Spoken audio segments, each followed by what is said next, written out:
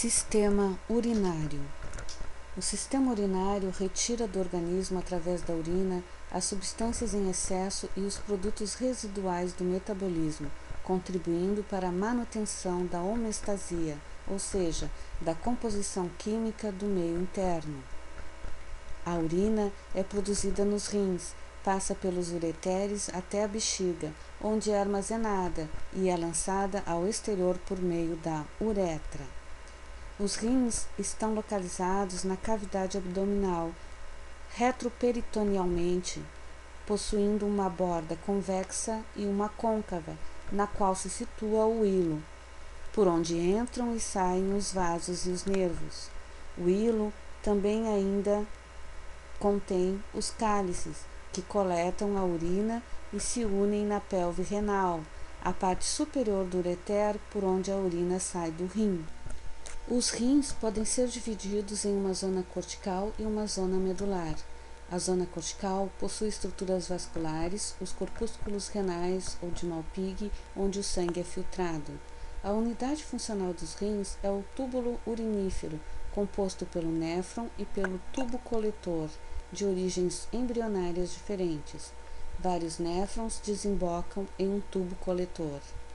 O néfron é constituído pelo corpúsculo renal, o túbulo proximal, a alça de Henle ou segmento intermediário e o túbulo distal. O corpúsculo renal consiste no glomérulo, um enovelamento de capilares, e na cápsula de Bowman, que possui dois folhetos, um externo, o folheto parietal, de epitélio simples pavimentoso, e outro interno, acolado aos capilares, o folheto visceral, formado por células modificadas, os podócitos. Entre os dois folhetos há o espaço capsular, que recebe o líquido filtrado através da parede dos capilares e do folheto visceral. O corpúsculo renal apresenta um polo vascular, pelo qual entra a arteríola aferente, que origina os capilares do glomérulo, e sai a arteríola eferente, resultante desses capilares. E um polo urinário, por onde sai o filtrado. A filtração do sangue gera um filtrado de composição semelhante à do plasma, mas quase sem proteínas. O filtrado do espaço capsular passa para o túbulo contorcido proximal, formado por epitélio simples cúbico com microvílulos. Suas células absorvem eventuais proteínas, aminoácidos, glicose e cerca de 85% dos íons sódio e cloro e da água do filtrado, e excretam íons hidrogênio, substâncias tóxicas resultantes do metabolismo, como a creatinina e a amônia, e substâncias estranhas ao organismo, como a penicilina. O filtrado segue pela alça de Henle na zona medular, sendo que a parte delgada de epitélio simples pavimentoso é muito permeável e, com o fluido intersticial é hipertônico, os íons sódio e cloro e a ureia entram na alça, enquanto a água sai, tornando o filtrado hipertônico. A parte espessa da alça de Henle, de epitélio simples cúbico baixo, é impermeável à água e à ureia e realiza transporte ativo de íons cloro e sódio para o fluido intersticial. É esta saída de eletrólitos que torna o fluido intersticial da zona medular hipertônico. O filtrado chega ao túbulo contorcido distal hipotônico. Este túbulo é formado por epitélio simples cúbico, mas não tem microvílulos, assim como a parte espessa da alça de Henle é impermeável à água e à ureia e é capaz de realizar o transporte de íons. No início do túbulo contorcido distal, a parede adjacente ao corpúsculo renal modifica-se. As células são colunares, com núcleos próximos uns dos outros. Esta região foi denominada mácula densa. Mácula significa mancha. Ela monitora a concentração de sódio e cloro do filtrado e informa as células justaglomerulares, que são células musculares lisas modificadas da túnica média da arteríola aferente, às vezes também da eferente, secretoras de renina, uma enzima que converte o angiotensinogênio proveniente do fígado em angiotensina 1 e de outra enzima que converte a angiotensina 1 em angiotensina 2.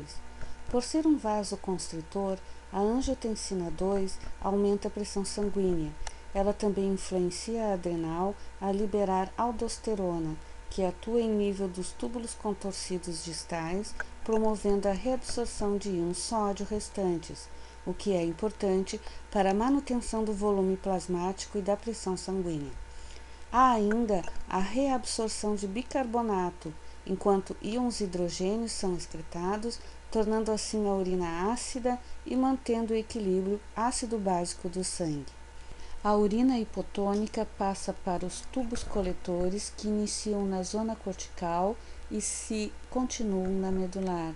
O hormônio antidiurético secretado pela neurohipófise, sob a influência da angiotensina 2, atua sobre os tubos coletores, tornando-os permeáveis à água e à ureia. Devido à hipertonicidade da zona medular, criada pela alça de Henle, há a absorção de água e a urina fica hipertônica.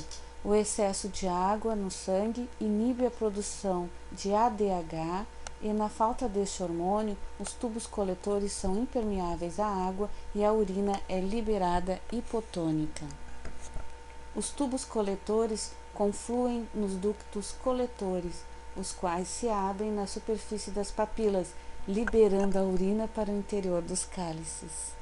Os cálices, a pelve renal, os ureteres e a bexiga são revestidos por epitélio de transição, cujas células apresentam uma membrana plasmática diferenciada e espessa, capaz de resistir à hiperosmolaridade da urina e à concentração de solutos tóxicos em seu interior. O revestimento da uretra pode ser de epitélio de transição, epitélio pseudoestratificado colunar ou epitélio estratificado pavimentoso, conforme a sua proximidade com a bexiga ou com o exterior. Enquanto o peristaltismo da musculatura lisa promove o transporte das vias urinárias, um esfíncter de músculo estriado esquelético, próximo à abertura da uretra, é responsável pelo controle voluntário da micção.